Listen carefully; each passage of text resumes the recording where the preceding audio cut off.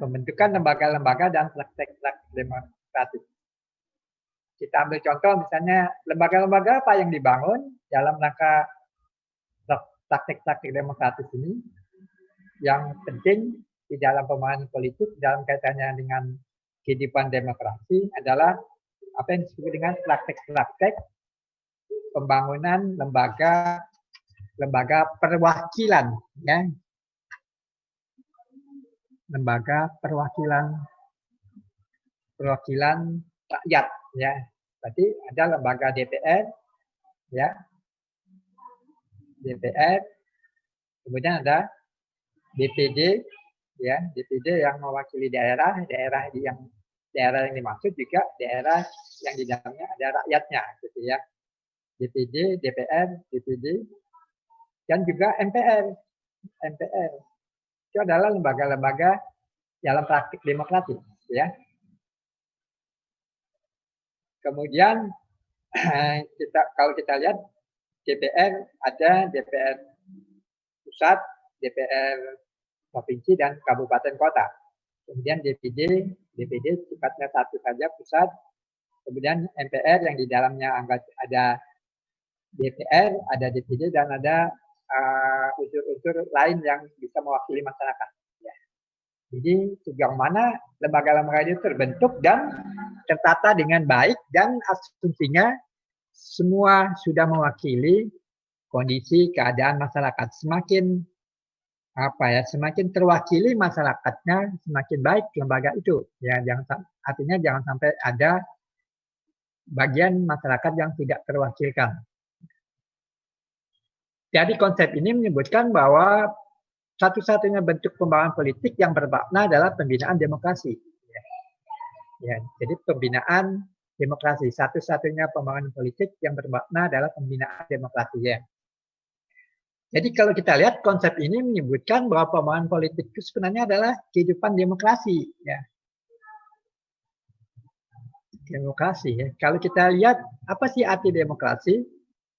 Demokrasi itu ada dua kata, demos dan kraten, ya. Demos itu masyarakat atau rakyat dan kraten itu kekuatan atau power, ya. Jadi yang dimaksud demokrasi itu adalah kekuatan dari rakyat, ya, suara rakyat, gitu ya, aspirasi rakyat, suara dari rakyat. Ya itu. Ya, jadi satu-satunya bentuk pembangunan politik adalah bermakna pembinaan demokrasi. Jadi kalau ada pertanyaan misalnya, apa ini maksud dengan pembangunan politik?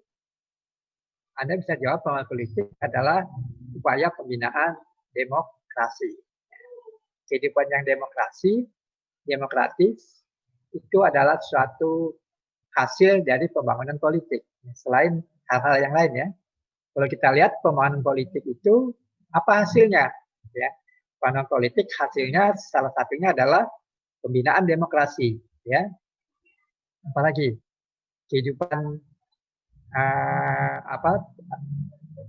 pembinaan demokrasi, pembinaan negara bangsa, ya itu hasil dari pembangunan politik juga.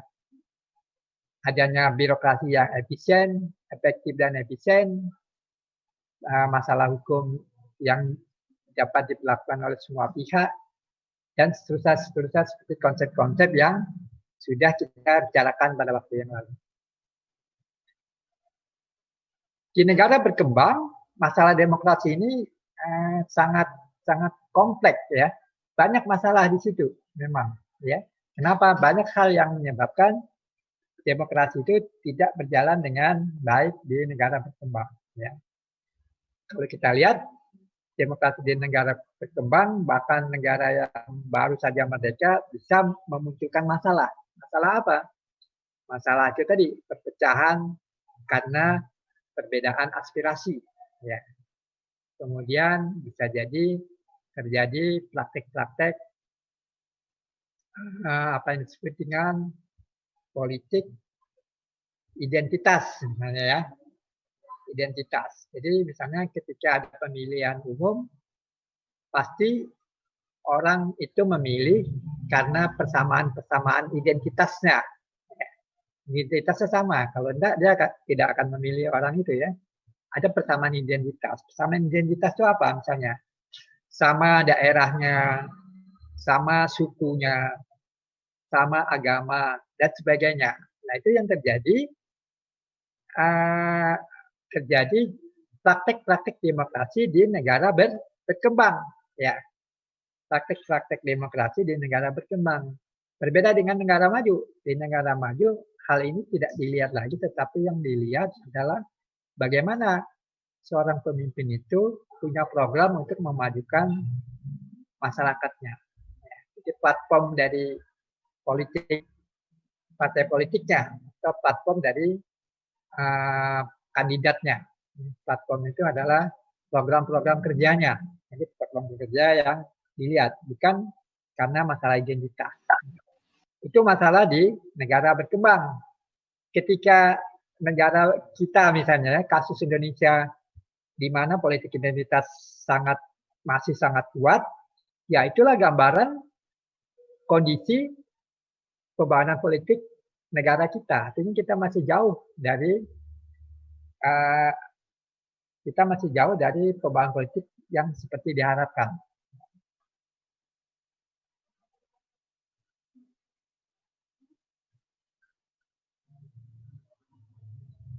Kita lanjut, atau ada pertanyaan sampai sini? Kami persilakan.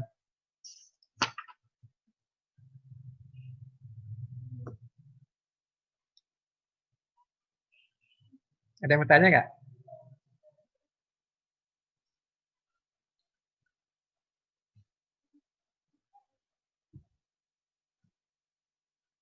Mira, ambilkan minum yuk.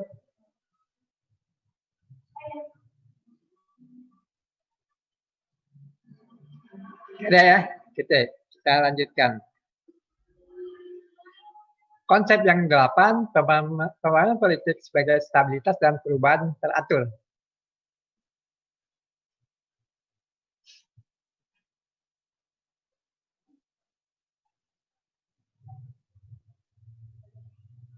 Kalau tadi kita lihat pembangunan politik adalah sebagai pembinaan demokrasi, maka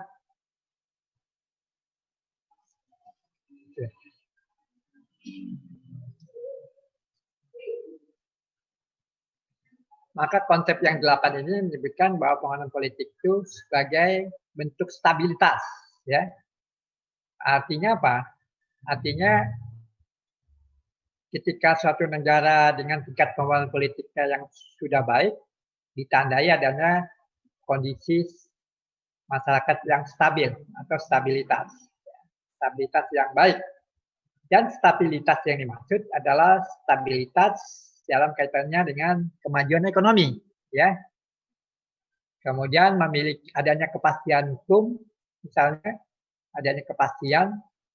Kalau adanya kepastian berarti ini masalah hukum yang memungkinkan adanya perencanaan berdasarkan prediksi yang cukup aman. Jadi stabilitas yang dimaksud adalah adanya kepastian, adanya kemajuan ekonomi, sehingga perencanaan bisa dilakukan dengan baik. Ya.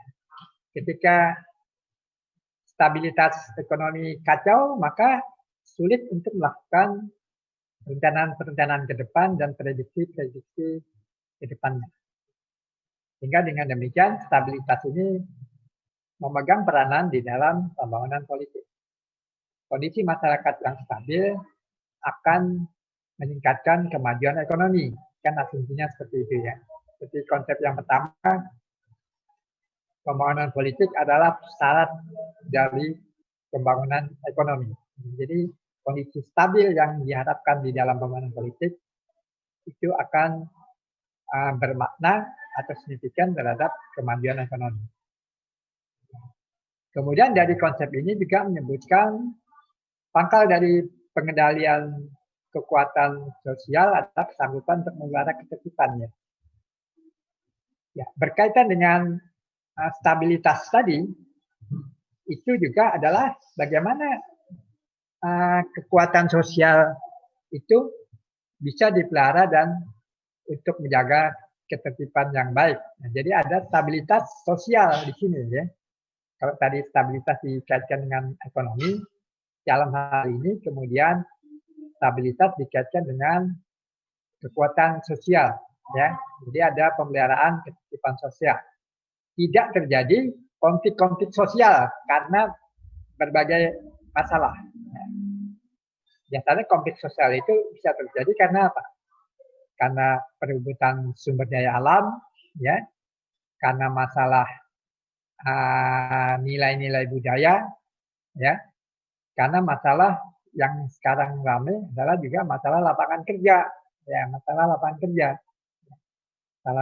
kerja, masalah nilai budaya, masalah sumber daya alam, ya, sumber daya alam di daerah itu. Biasanya itu hal-hal yang dapat menimbulkan masalah konflik sosial. Nah, bagaimana itu bisa dikendalikan sehingga ada ketertiban yang berjalan secara terus-menerus dalam rangka suatu pembangunan. Itu juga disebut dengan stabilitas sosial. Kemudian dari konsep ini yang dimaksud juga adalah kemampuan suatu sistem atau orde pemerintah dalam melaksanakan perubahan dalam tertib sosial yang pasti. Jadi dalam hal ini ada perubahan-perubahan yang pasti dilakukan, ya, tetapi tertib sosial juga tetap terjaga. Ya. Kalau kita lihat pemerintah itu juga pasti ingin melakukan suatu perubahan kemajuan. Ya. Dan perubahan kemajuan itu bisa saja bersinggungan dengan masalah ketertiban sosial. Ya, misalnya kemajuan dalam rangka pembangunan, di mana memerlukan adanya lahan misalnya, tapi lahan adalah milik masyarakat misalnya, ya. Maka apa yang harus dilakukan?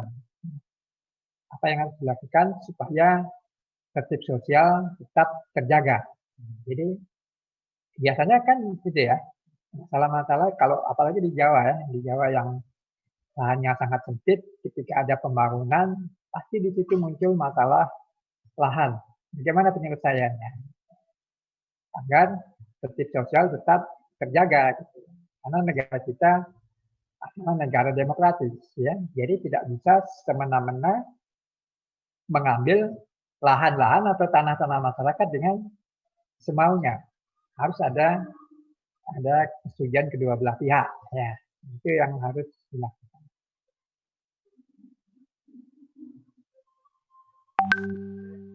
Kemudian saya lanjut yang 8, yang 9. Pembangunan politik sebagai mobilisasi dan kekuasaan. Ya.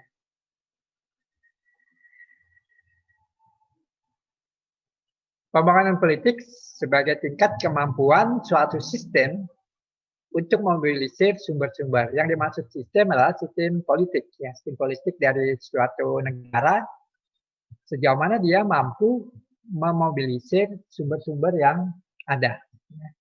Sumber-sumber yang dimaksud termasuk sumber daya alam dan sumber daya manusia. Bagaimana itu dimobilisir untuk pembangunan, ya, dimobilisir untuk pembangunan dan menciptakan kondisi stabilitas, kondisi yang cukup kondusif untuk menjalankan pembangunan ekonomi, ya, misalnya. Suatu sistem politik dapat dinilai dari sudut kadar kekuasaan yang dapat dimobilisir oleh sistem itu, ya. Jadi suatu sistem politik bisa diukur dari nilai dan sudut kadar kekuasaan yang dapat dimobilisir oleh sistem. Jadi sistem itu sejauh mana sistem itu mampu memobilisir kadar kekuasaan, ya. Nah, ini juga perlu kita lihat kondisi di negara-negara berkembang, ya, termasuk negara kita, ya, kasus Indonesia, ya.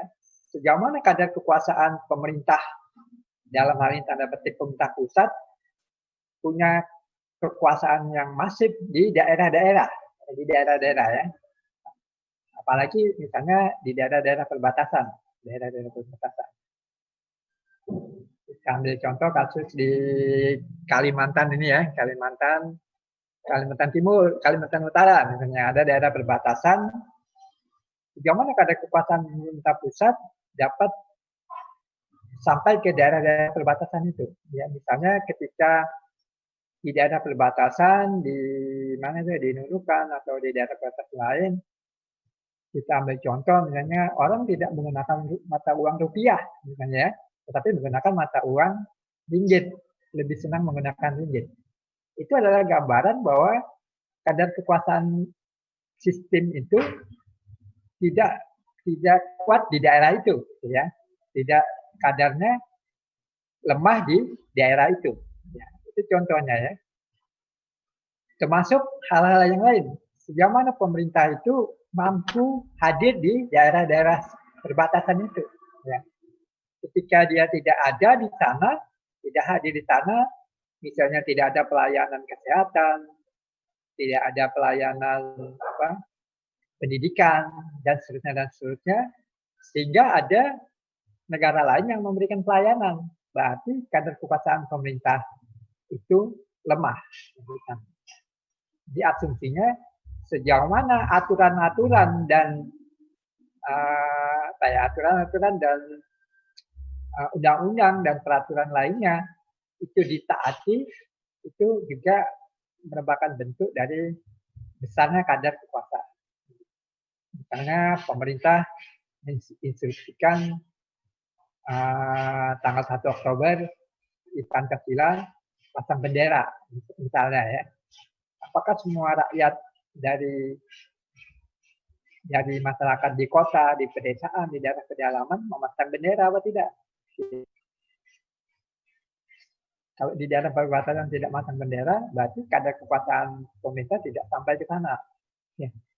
Nah, itu bisa masuk kekuasaan pemerintah kekuasaan dari negara lain, negara tetangga misalnya. Ada pengaruh eksternal.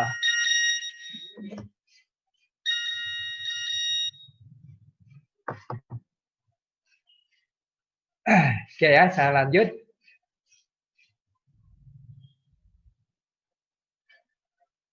Dalam kaitannya dengan hal ini, sejauh mana kapasitas sistem tadi dapat memobilisir, mengalokasikan sumber-sumber sangat dipengaruhi oleh dukungan rakyat yang diperintah. Jadi kapasitas itu mobilisir sumber-sumber ini sangat dipengaruhi oleh dukungan rakyat yang diperintah. Pada sistem demokrasi lebih dapat memobilisir sumber-sumber yang dengan efisien daripada sistem yang otoriter dan represif. Ya. Jadi dalam hal ini dijelaskan bahwa sistem demokrasi lebih dapat memobilisir sumber-sumber dengan efisien daripada sistem yang otoriter yang represif. Artinya sistem demokrasi lebih baik ya di dalam rangka memobilisir sumber-sumber tadi dibanding dengan otoriter. Kenapa demikian? Karena sistem demokrasi seperti kita ketahui adalah di dalamnya ada hak yang sama, ya, hak yang sama, ada kebebasan, ya, ada kebebasan, ada hak yang sama dibanding dengan otoriter. Otoriter lebih bersifat represif, berarti ada ketidakrelaan masyarakat karena untuk memobilisir sumber-sumber karena ada tindakan-tindakan yang bersifat represif. Represif itu menekan, memberikan tekanan, ya. Tetapi pada sistem demokrasi adalah karena kebersamaan, ya, karena ada kebersamaan dan ada kesamaan hak, dan dengan demikian sumber itu dapat dimobilisir dengan lebih baik, ya, lebih efisien.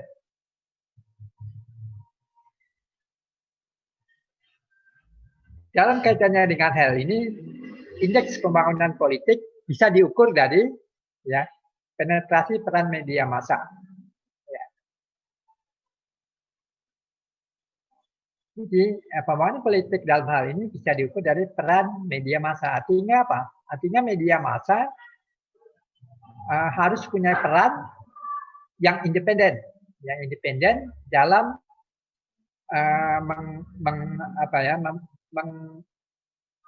menyuarakan keinginan-keinginan masyarakat di dalam suatu sistem. Ya. Jadi media massa ini sangat penting di dalam kehidupan yang demokratis. Ya. Kita lihat pada waktu yang lalu, di mana kehidupan otoriter pernah terjadi di Indonesia, banyak koran-koran yang dibredel. Dibredel itu dihentikan penerbitannya. Ya. Kenapa? Karena dia dianggap bertentangan dengan keinginan otoriter pemerintah. Ya. Keinginan otoriter pemerintah pada saat itu. Ketika media massa ini dibungkam, maka kondisi kehidupan demokrasi berjalan dengan tidak baik. Kenapa? Karena media massa punya peran untuk menyuarakan aspirasi masyarakat dengan seluas-luasnya, ya.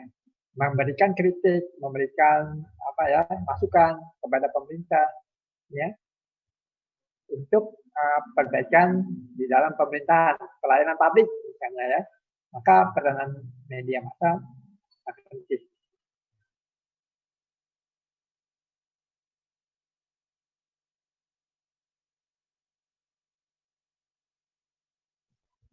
Misalnya Anda bisa menulis di koran berkaitan dengan pelayanan publik atau pembangunan di daerah, ya. Sehingga peran ini, media massa ini bisa berperan. Ya. Media massa itu juga tergantung di mana masyarakat itu berada.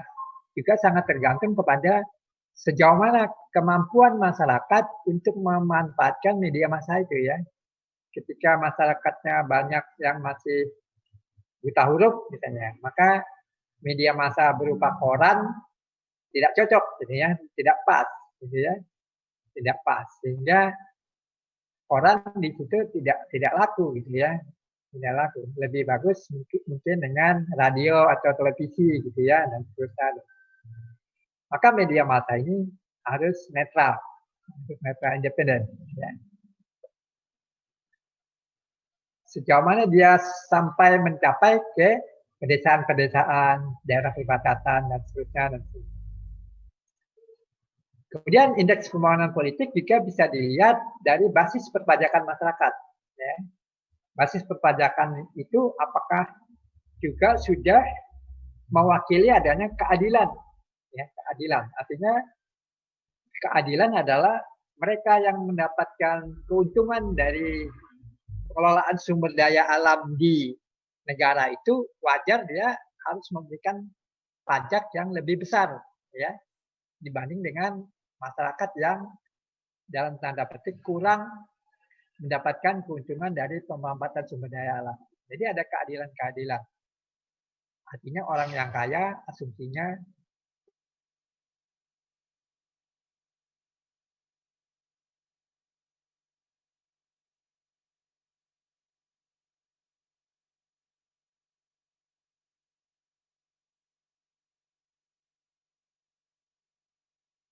dan di daerah maupun di pusat, mulai pusat sampai daerah, ya. Kalau kita lihat pajak ini kan macam-macam. Ada pajak penghasilan, pajak PBB.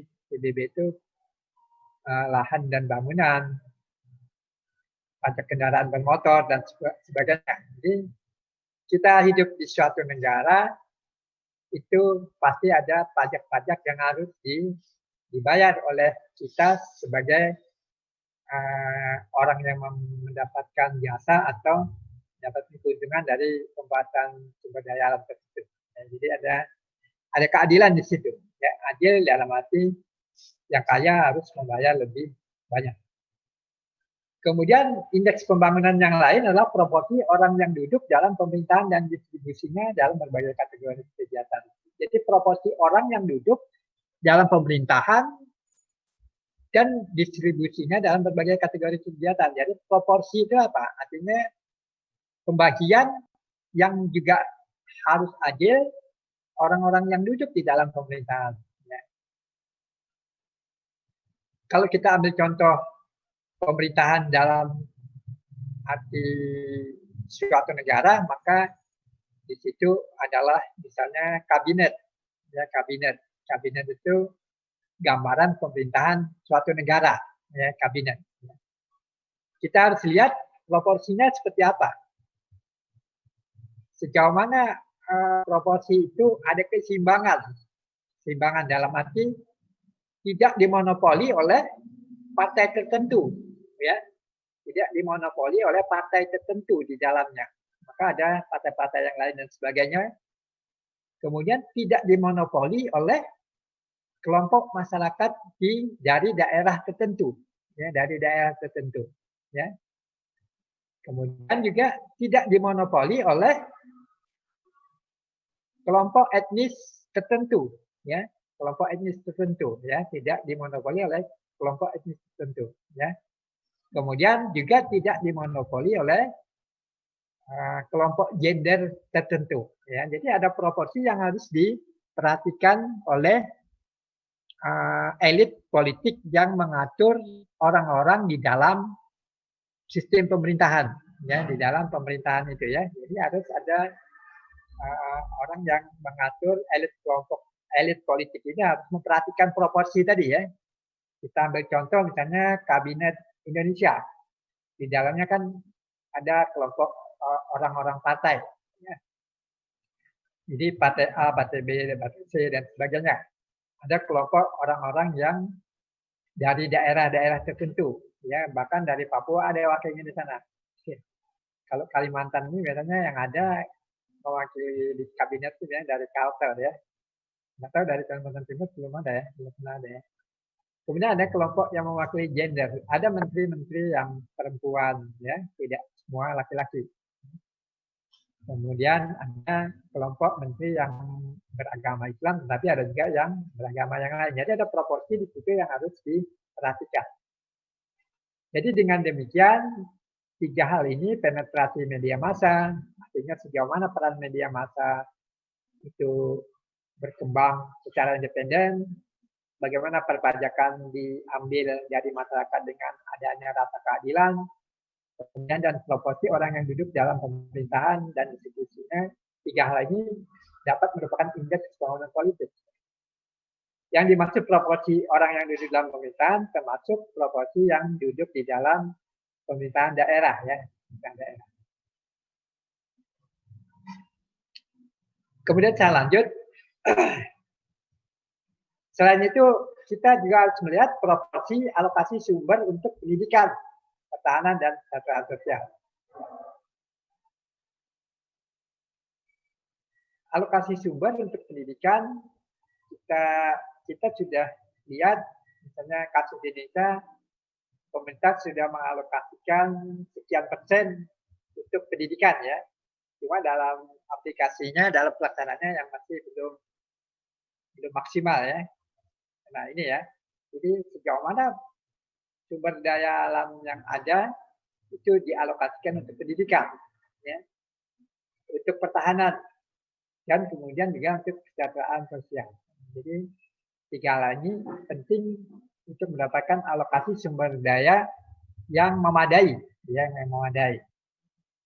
Kalau tidak, maka akan terjadi masalah di dalam pembangunan politik. Ketika anggaran pertahanan dan kesejahteraan sosial kecil, nanti akan menimbulkan masalah di dalam pembangunan politiknya.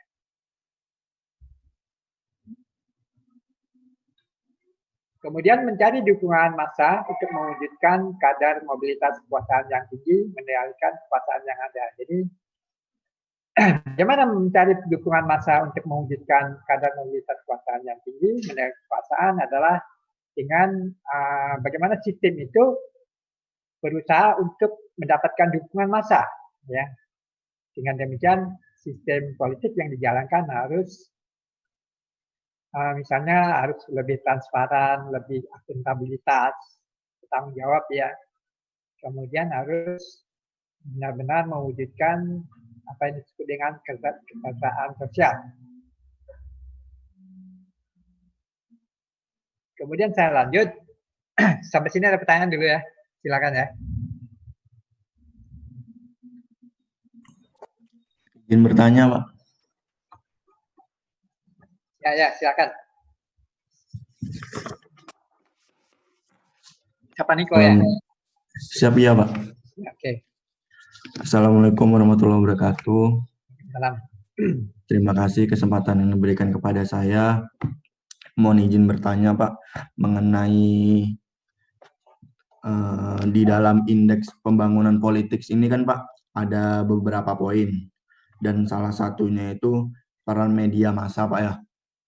Ya, Nah, di dalam perpolitikan ini kan, Pak, peran media massa memang sangat penting sekali dalam kehidupan kita untuk mengetahui sejauh mana perpolitikan di Indonesia itu dapat berjalan dengan lancar atau bagaimananya. Dalam hal seperti ini, Pak, saya ingin bertanya, Pak, dalam media massa ini pasti ada hal positif dan negatif, Pak.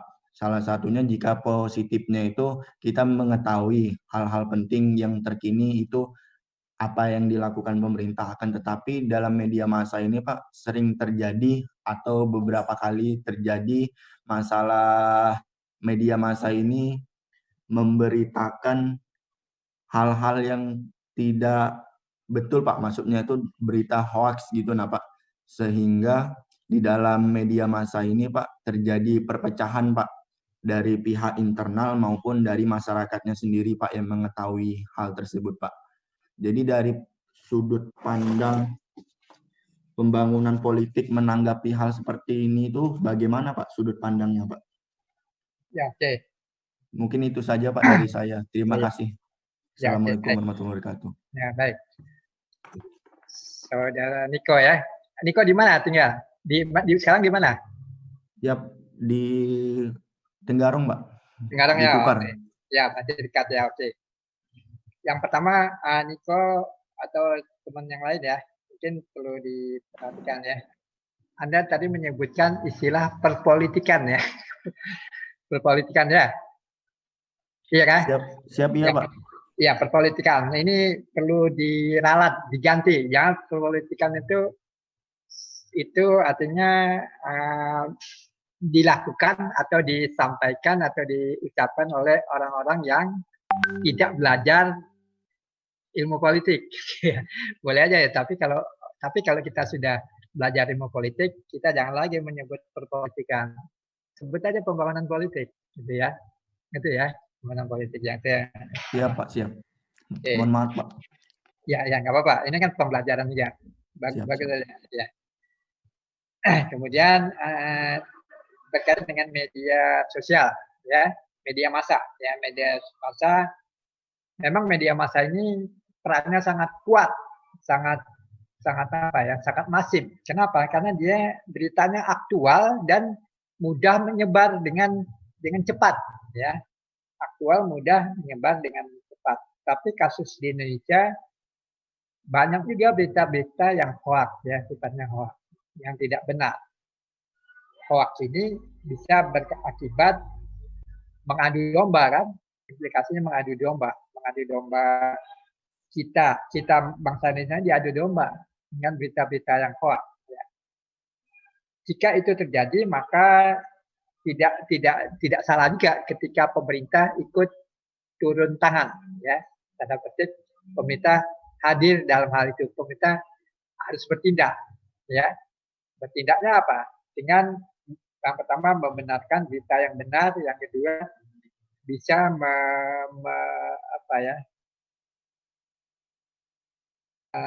menghalangi media itu, meritol itu apa ya?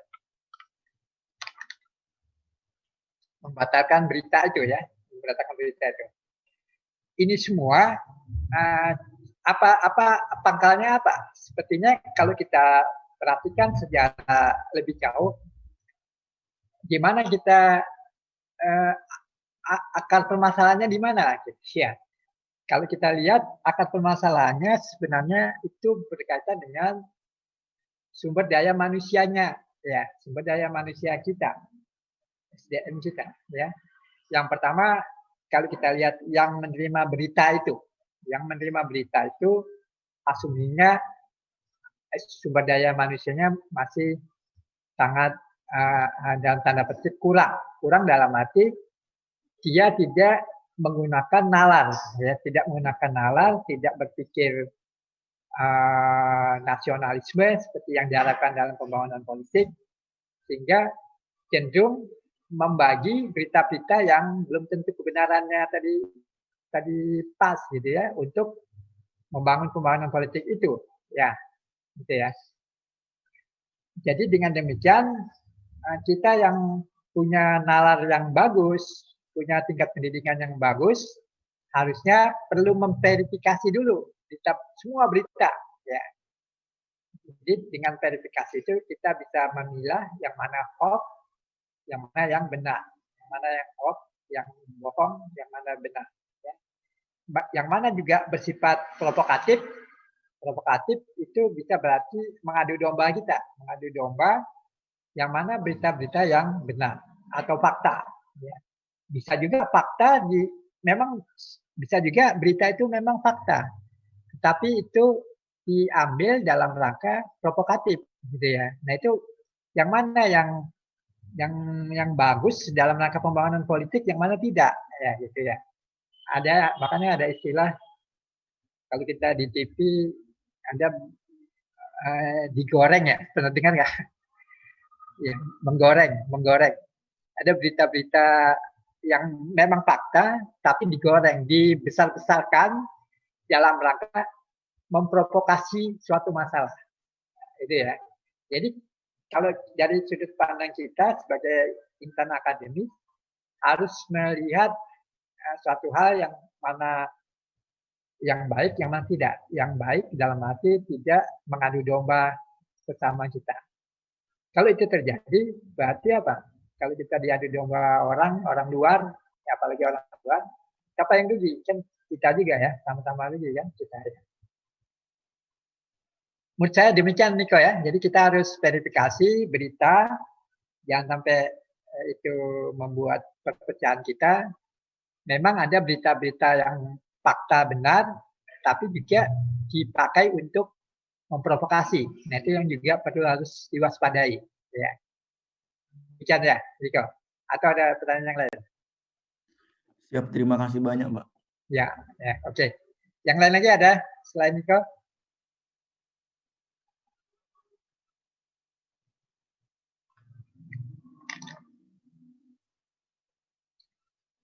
Oke ya, saya lanjut lagi.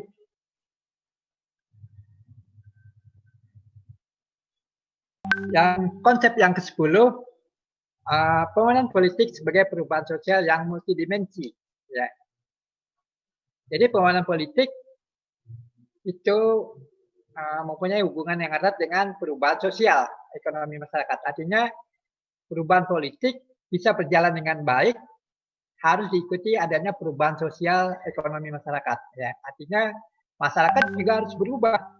Yang tadinya dari kehidupan yang bergantung kepada hutan juga harus hidup dengan perubahan sosial di mana mereka mendapatkan pendapatan yang lebih baik misalnya ya.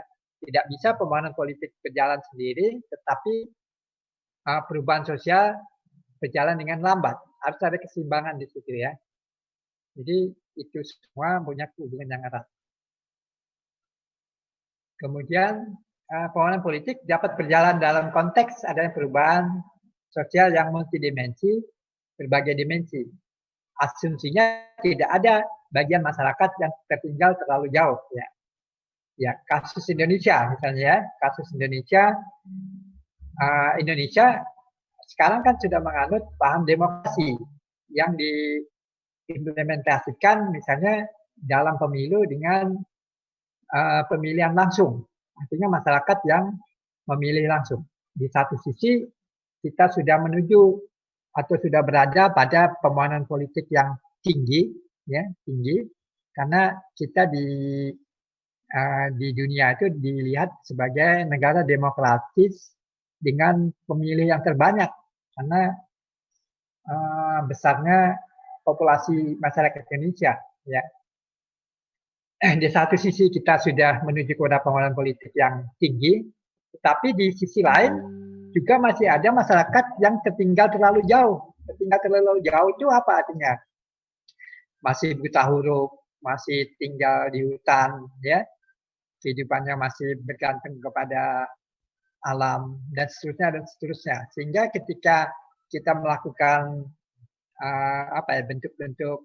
bentuk-bentuk demokrasi yang dijalankan, pemilihan umum misalnya ya, masyarakat yang ketinggalan itu harus, dia kan punya hak juga gitu ya.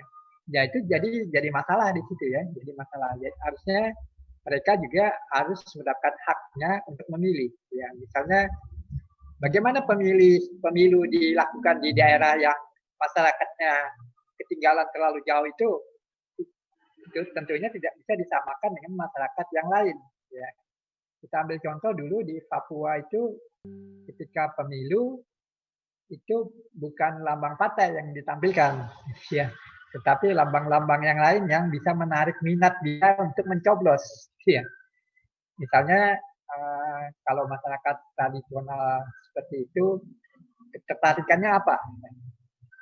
Lalu orang membuat mereka pasti tertarik dengan makanan.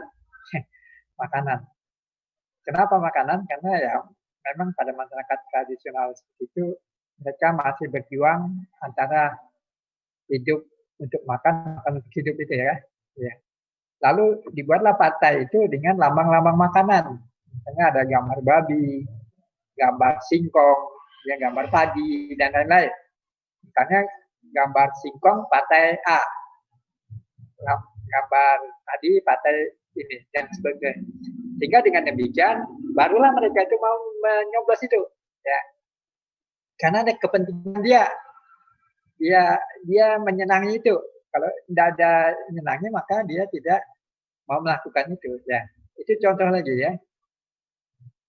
Kemudian contoh lain lagi yang lalu pemilu di Papua itu mereka pemerintah juga masih mengadopsi atau masih memakai ajas-ajas atau kepentingan apa yang disebut dengan kearifan lokal ya.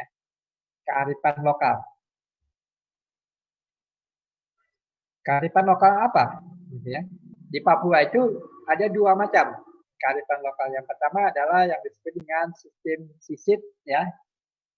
Sisit misalnya, yang kedua dengan sistem noken ya, noken. Sisit itu sama noken ini ya hampir sama lah mirip ya. Artinya apa? Ketika di sana sebelumnya noken itu nama tas ya.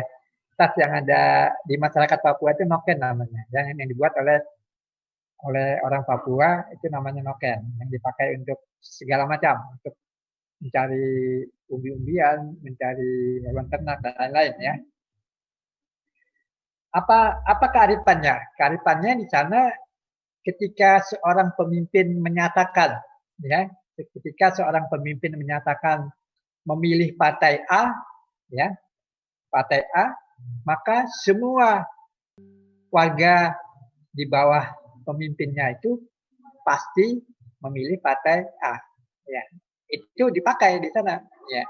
Jadi ketika misalnya zaman dulu, zaman Orde Baru itu pemimpinnya aja dipegang gitu ya. Anda harus memilih Golkar misalnya, dibawakan makanan. Ketika pemimpinnya sudah menyatakan Golkar, maka tinggal mencoblos saja berapa orang di sana, berapa kakak yang punya hak pilih, tinggal coblos saja semua masuk partai Golkar. Nah itu ya, itu contoh kearifan lokal yang harus juga diadopsi ya. Dengan demikian maka peran pemimpin di daerah-daerah seperti itu sangat penting ya. Peran pemimpin di daerah itu sangat penting. Demikian ya kalau ketika pemimpinnya itu ngambek itu apa ya? Tidak mau memilih, itu bahaya juga itu. Ya, bahaya juga. Semua masyarakat tidak akan mau memilih. Nah itu sangat berbahaya di dalam negara demokrasi ya. Ketika pemimpin di daerah-daerah seperti itu ngambek itu tidak mau memilih ya, misalnya apatis atau bahkan apatis. Nah itu contoh bahwa pembangunan politik itu harus juga diikuti dengan konteks perubahan sosial yang sifatnya multidimensi. Semua bidang, semua dimensi harus juga berubah ya. Jadi pembangunan politik juga harus diikuti oleh perubahan mindset masyarakatnya, harus punya pendidikan yang baik, harus punya tingkat perubahan sosial ekonomi yang cukup baik, dan seterusnya, dan seterusnya. Jadi tidak bisa pembangunan politik juga berjalan sendiri. Ketika dia berjalan sendiri, maka di dalam aplikasinya pasti akan menemui masalah-masalah. Seperti itu tadi, munculnya perpecahan, munculnya ketidaknyambungan antara teknologi yang diterapkan di dalam pemilu dengan kondisi masyarakatnya, ya, sehingga menyebabkan masalah-masalah. Termasuk ketika dulu kan pernah mau dirubah antara sistem dengan coblos dengan menyonteng, kan? Itu aja sudah menjadi masalah. Kenapa? Karena dikhawatirkan ketika biasanya mencoblos menjadi menyonteng akan bermasalah. Bermasalahnya mungkin banyak kartu suara nanti yang rusak atau mereka takut dan sebagainya. Itu kenapa hal itu terjadi? Karena latar belakang pendidikan dan pola mindset masyarakat yang memang masih rendah. Ya, dengan demikian pembangunan politik dapat berjalan dalam konteks dimensi perubahan berbagai dimensi. Banyak negara yang mencoba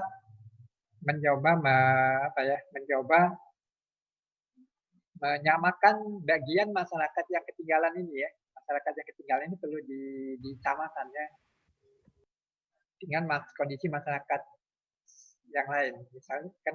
Misalnya di Australia, ya, di Australia itu kan di sana ada masyarakat yang ketinggalan, terutama masyarakat aslinya. Masyarakat asli itu di sana disebut aborigin, ya.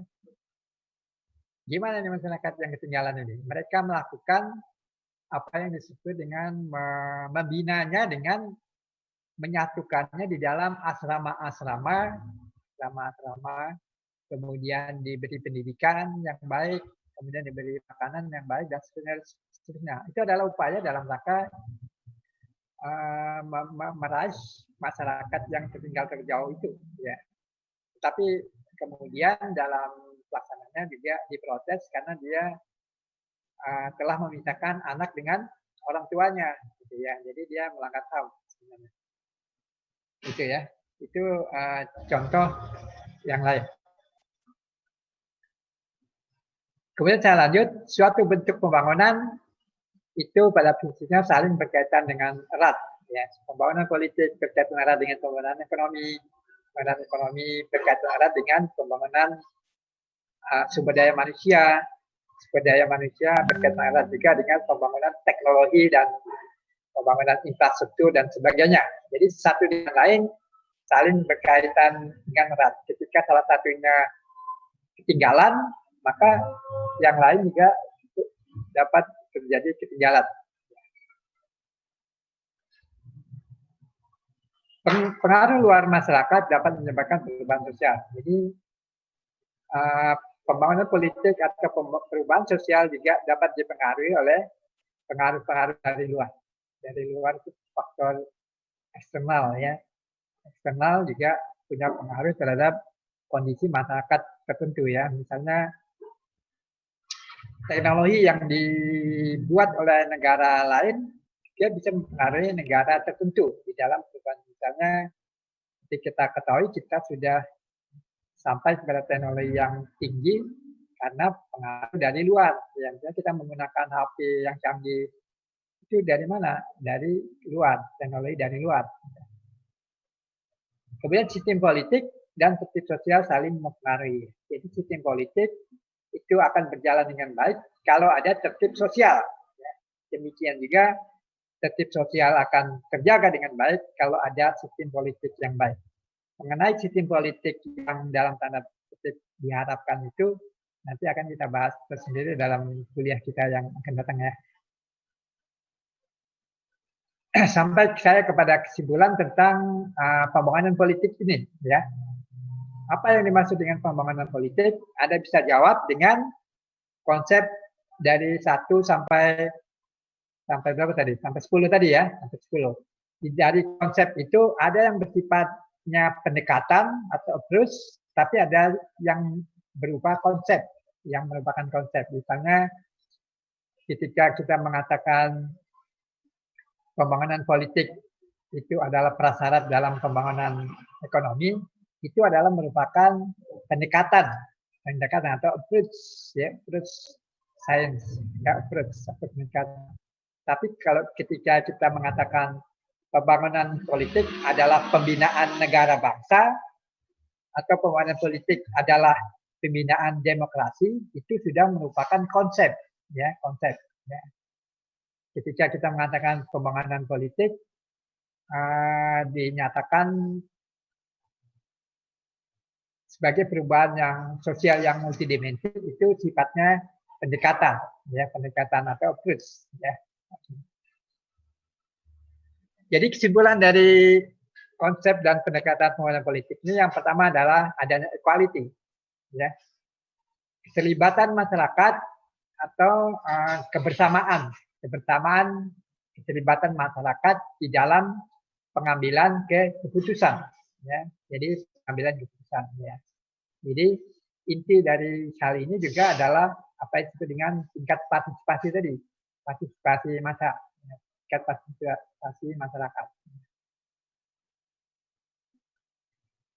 Jadi equality adalah keterlibatan masyarakat, kebersamaan, ya, partisipasi masyarakat luas yang menentukan di dalam pengambilan keputusan. Yang kedua, efektivitas. Efektivitas adalah pelaksanaan efektivitas di dalam pelaksanaan kebijakan. Ya.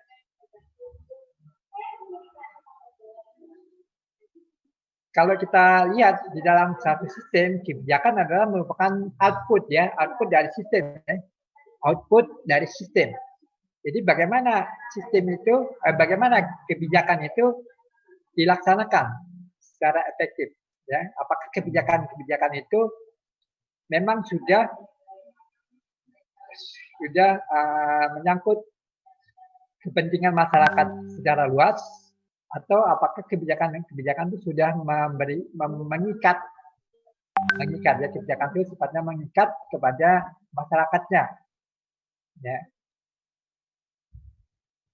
Sejauh mana efektivitas itu berjalan dengan baik? Kasus di Indonesia, kalau kita lihat banyak sekali kebijakan-kebijakan yang masih belum berjalan dengan efektif, ya. Kita ambil contoh misalnya apa? Banyak, ya. Bisa beri contoh nggak? Bisa beri contoh. Pelaksanaan kebijakan yang tidak efektif di Indonesia. Bisa ambil contoh nggak? Siapa yang bisa ngasih contoh? Banyak, ya. Misalnya undang-undang tentang lalu lintas, ya. Saya lupa namanya, nomor berapa yang Anda cari. Harus memakai apa? Helm, ya. Harus memakai helm. Tapi banyak yang tidak memakai helm, ya enggak? Yang tidak memakai helm, banyak juga yang tidak diapa-apakan, tidak diberi sanksi, ya, tidak diberi hukuman. Banyak juga, kan? Apa artinya itu? Artinya pelaksanaan kebijakan itu tidak efektif, tidak efektif. Kemudian apa lagi, kebijakan apa lagi?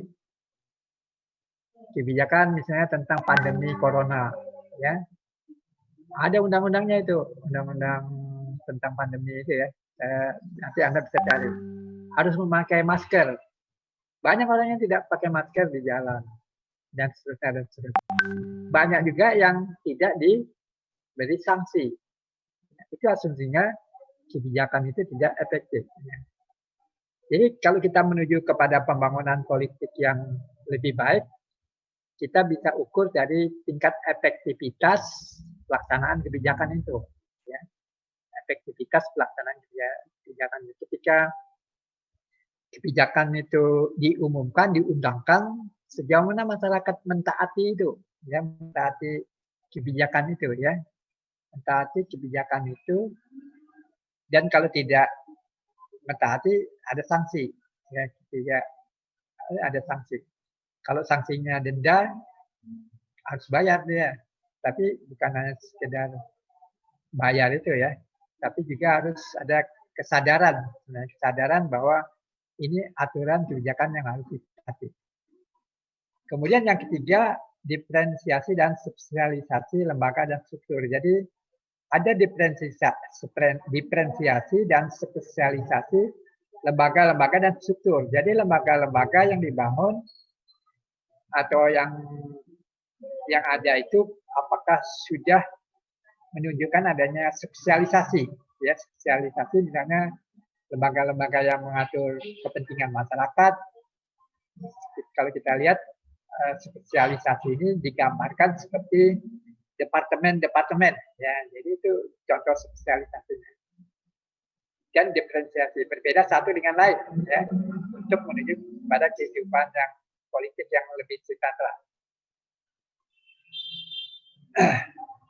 Oke, dari tiga kesimpulan ini, yang pertama adalah equality, kebebasan, partisipasi, yang kedua sejauh mana aturan kebijakan itu dapat berjalan dengan baik, dan ketiga adalah adanya diferensiasi lembaga dan struktur yang satu dengan lain berbeda dalam rangka mencapai tujuan negara. Kita lanjut kuliah untuk hari ini sampai di sini, tapi sebelumnya saya persilakan ada pertanyaan lagi. Kita masih punya waktu 5 menit ya, silakan.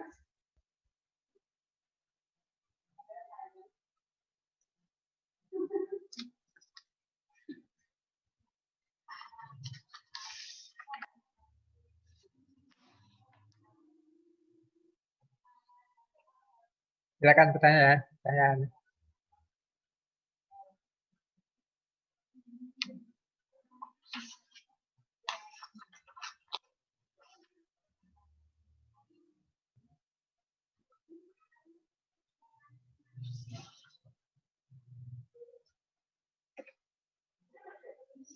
Oke ya, kalau nggak ada, kita akhiri sampai sini. Sebelumnya, teman-teman ada yang nggak masuk gimana ya? Berapa orang kira-kira yang nggak? Ketua kelas siapa ya? Ketua kelasnya siapa ini di kelompok ini? Saya Pak. Siapa namanya? Siap Raida Pak. Raida ya? Ya Pak. Raida dari? Siap dari Kutai Timur Pak. Sangatta Pak. Ya.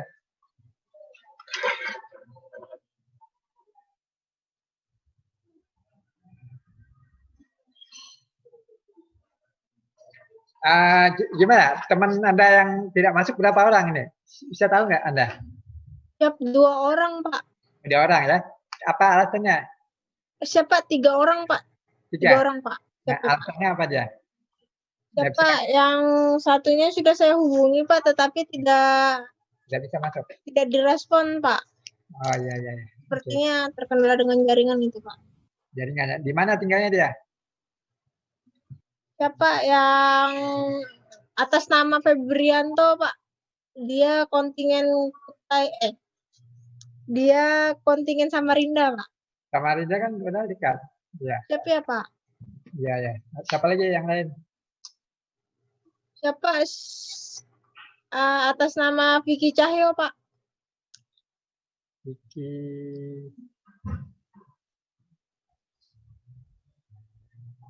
Vicky Cahyo ya? Siapa ya Pak? Di mana dia tinggal? Siapa sekarang berada di Samarinda juga Pak? Tuh, Samarinda semua ya? Siapa ya Pak?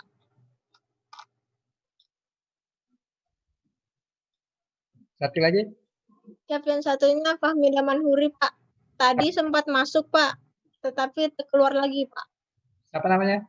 Fahmi Damanhuri Pak. Dari Tarakan ya? Siapa ya Pak? Oh iya. Ya ada 3 ya yang udah masuk ya. Udah masuk. Siapa satu lagi Pak? Ada lagi? Siapa ya Pak? Siapa lagi? Siapa Claudia Marta Pak. Claudia Marta. Oh, yang lalu masuk deh ya? Siapa ya Pak? Ah iya. Tadi pagi dia SMS saya Pak. Di daerah Wahau jaringannya sedang tidak bagus Pak. Ya oke. Kalau gitu. Siapa Pak? Apa tadi namanya? Claudia ya? Claudia Pak. Wahau dia di kampung apa namanya? ND. Ya, oke. Mohon diinformasikan yang itu, yang lain lagi. Siapa ya, Pak? Nanti Anda hubungi pengelola ya untuk materinya gimana? Saya kirim kemana materi perkuliahan kita? Kirim pengelola aja ya. Siap boleh, Pak. Saya kirim pengelola, nanti ada ambil ke pengelola masing-masing atau lewat coachingan masing-masing aja. Coachingan ambil dalam arti saya kirim pakai email aja ya. Pakai email ke pengelola. Nanti pengelola kirim lewat kontingen atau apa, nanti ketua kelas yang konsultasi dengan pengelola ya. Siap ya, Pak. Bagaimana materi yang disampaikan, gimana ngirimnya, cara ngirimnya ya. Siap Ya, ya, Pak. ya, terutama yang jauh-jauh itu. Ya. Oke ya, mungkin perkuliahan kita sampai di sini. Sampai ketemu lagi minggu depan. Mudah-mudahan kita semua sehat walafiat ya. Ini kebetulan nih di daerah kita ini pandemi masih belum terkendali nih. Di Samarinda ini zona merah ya. Ini kebetulan tetangga saya di ada yang meninggal itu. Dosen arsip dia, ya. Kita doakan aja. Kita nggak bisa juga ke sana karena dia infonya kena corona. Ya, jadi kita nggak bisa datang juga. Demikian, sampai ketemu lagi. Assalamualaikum warahmatullahi wabarakatuh. Selamat siang.